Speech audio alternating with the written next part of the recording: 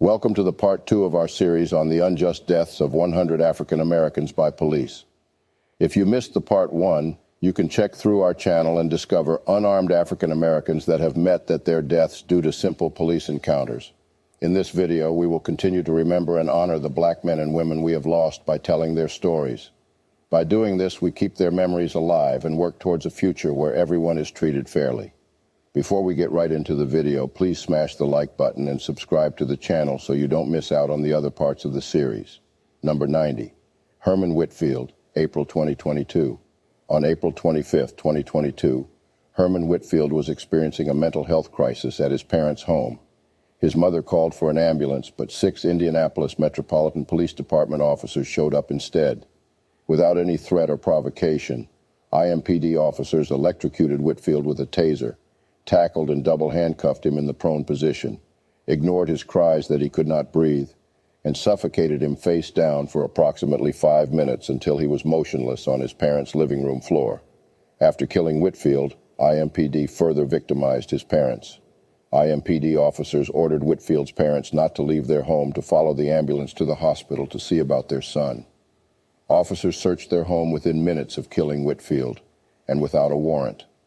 And IMPD officers threatened to arrest Herman's mother simply because she objected to a search of their home. In July 2022, the results of an autopsy for Whitfield determined his death was a homicide and further ruled he died from heart failure while under law enforcement restraint. It took almost a year for the grand jury to indict 2 of the 6 police officers that killed Whitfield. However, these men who are facing criminal charges are still officers of the law in the IMPD. Number 89. Patrick Lyoya, April 2022. Patrick Lyoya was a refugee from the Democratic Republic of the Congo, who fled the country with his family after experiencing years of violence in the Kivu conflict. In 2014, the father of 2 in his family received asylum in the United States, only for Lyoya to lose his life 8 years later. On April 4, 2022, Officer Christopher Schur would pull Lyoya over for having an improper vehicle registration. At the time, Lyoya was on probation and his license had been revoked for a 3rd time. Lyoya would exit his vehicle and make a run for it, leading to a foot chase. After Lyoya began to flee the scene, Schur attempted to detain him, firing a taser at Lyoya twice and missing both times. A struggle will ensue between the police officer and Lyoya, who tried to take possession of the taser. The struggle for Schur's taser lasts about 90 seconds and ends with Lyoya facing prone on the ground and Schur atop him, his chest pressed against Lyoya's back. Schur shouts for Lyoya to drop the taser at least 5 times and then draws his gun, presses it to the back of Lyoya's head, and with a final warning, shoots Lyoya in the back of the head. On June 9, 2022, Schur was charged with 2nd-degree murder, alleging that the death was intentional and not justified as self-defense, facing up to life in prison with the possibility of parole if convicted. Number 88. Donald Rochester, February 2022.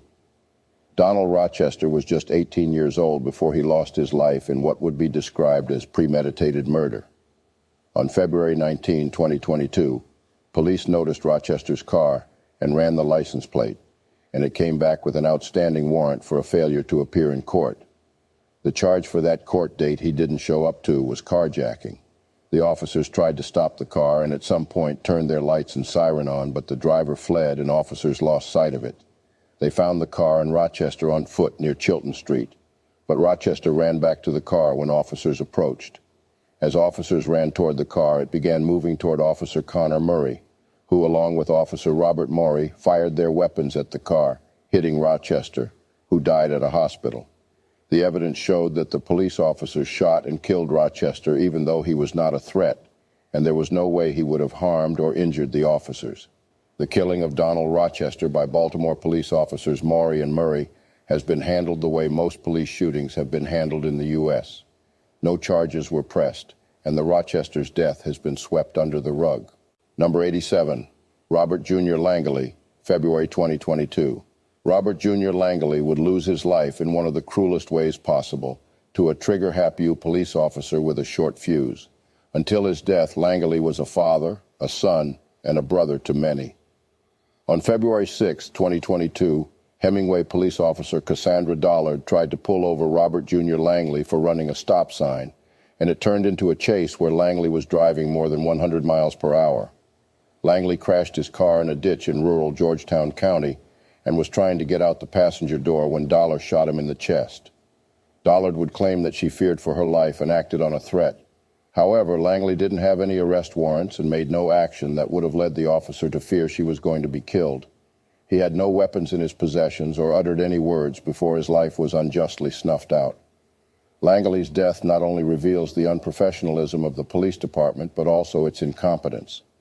After his death, investigation revealed Dollard's history of misconduct, which include failing to call in stops or document encounters, improperly using her blue lights, striking the vehicle of a mother and small child after becoming frustrated and visibly angry, as well as discharging her duty weapon and striking a dog while jogging off duty. Despite this history of misconduct, the SCCGA recertified Dollard and the Hemingway Police Department hired her.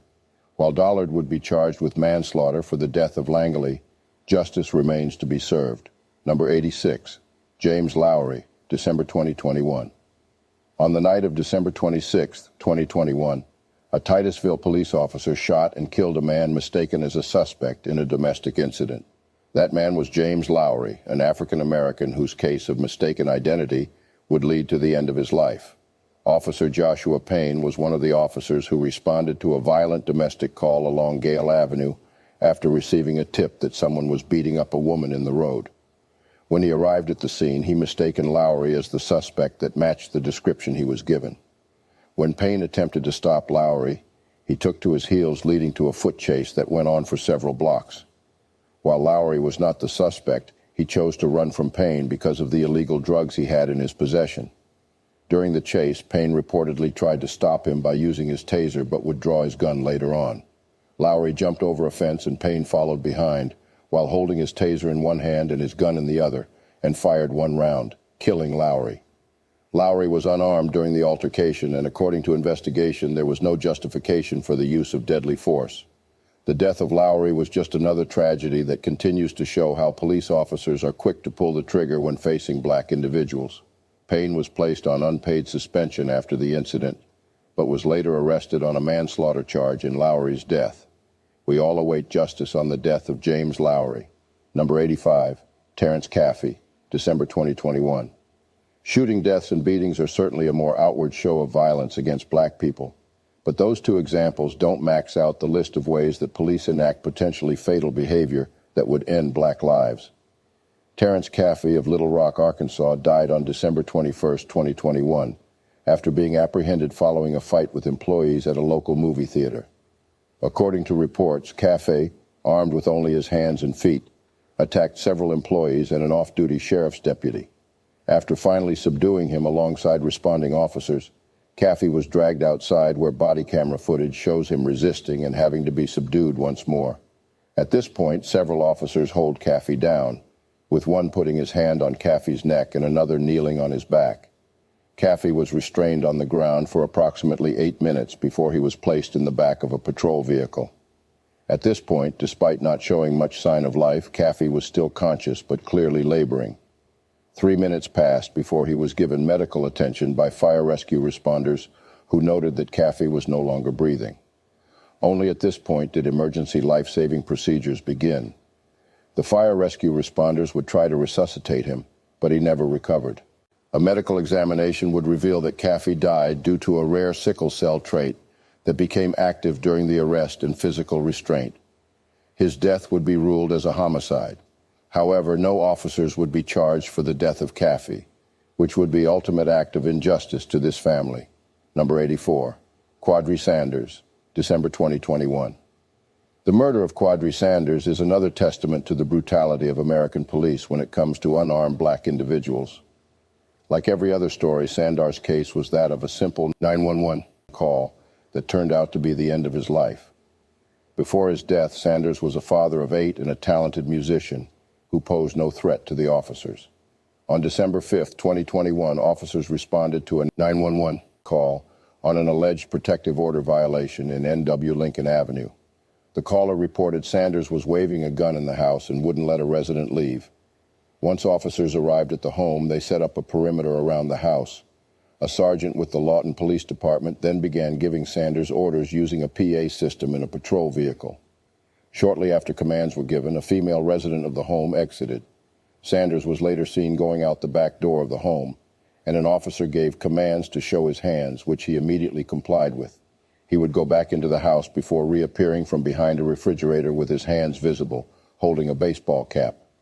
When Sanders moves partially behind the fridge, Officer Hinkle fires 4 times. With his hand above his head, Sanders falls to the ground. When he sits up, Hinkle fires 7 more times. Officer Ronan would also fire 4 times at Sanders, while the LAD would claim that both officers saw Sanders reach into his pocket when he first stepped behind the refrigerator. The investigation showed that no weapon was located on Sanders' body or in the area where he was shot.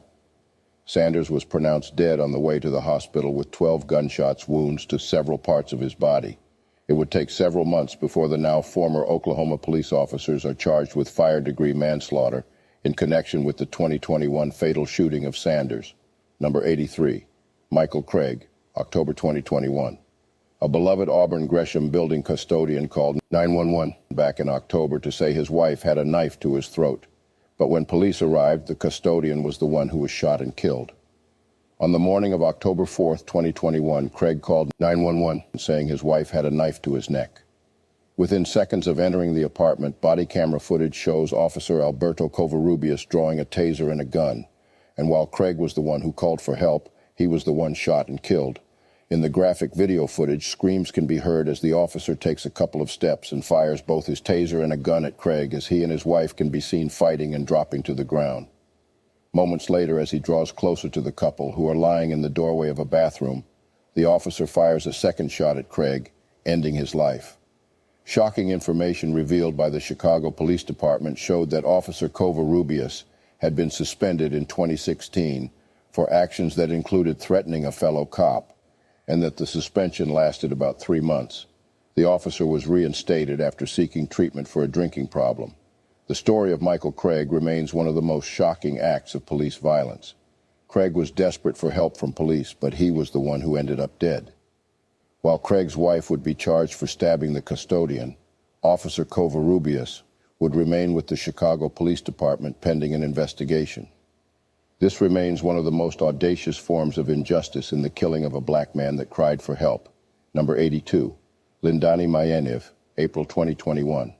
On April 14, 2021, Honolulu police shot Lindani Myeni dead and claimed that they were responding to a 911 burglary call.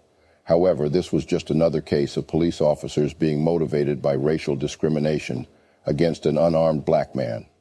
Evidence from released video footage showed that Lindani Myeni intended to go to the Ikesan temple, but he was at the wrong address next door. The doorbell video shows a couple walking into the building, followed by Myeni wearing his traditional ceremonial Zulu headband that he would wear to visit a spiritual place like a church or temple. Moments later, a person in Nuuanu called the Honolulu Police Department, HPD, to say that someone was entering the caller's house. 5 minutes into the call, at which point Myeni seems to have left the house, 3 HPD police officers arrived. They approached him in the dark driveway and ordered him to get on the ground, and he subsequently attacked them while asking twice who they were. The police officers refused to identify or announce themselves, but instead deployed a taser. As Myeni continued to fight, they shot and killed him. The tragic death of Myeni would only be made worse by lies in the statement of the police. The day after the killing, Chief of Police Susan Ballard told the press that officers responded to a reported burglary. 2 days after the killing, Acting Deputy Chief Alan Nagata said that the 3 involved officers were very brave and they fought for their lives, adding that the shooting was not a case of overreaction. The officers involved in his murder would not be charged. At the time of his death, Myeni was a husband and a father of 2. Number 81, Dominique Williams and James Lionel Johnson, April 2021. Dominique Williams and James Lionel Johnson were both victims of what could be described as an unnecessary use of violence. On April 7, 2021, off-duty Pentagon officer David Dixon claimed he had seen what he thought was a car being broken into and engaged the suspects.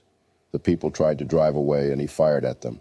Shortly afterward, Williams and Johnson arrived at the hospital with gunshot wounds and died from their injuries. There are no other details known about the case, except for the fact that Dixon shot both of them in the back. The story remains a clear case of abuse of power, as Dixon had no authority in Montgomery County, and there were no laws that required the use of deadly force for property crimes. In addition to that, Dixon had no proof the men were committing any crimes. Dixon would be charged with 2 counts of second-degree murder, 2 counts of using a handgun in commission of a felony, and reckless endangerment. Police brutality against black individuals is not a recent phenomenon. It is deeply rooted in racism and discrimination that has persisted throughout history. Regardless of being unarmed or innocent, the treatment suffered by African Americans at the hands of law enforcement remains consistent and unjust.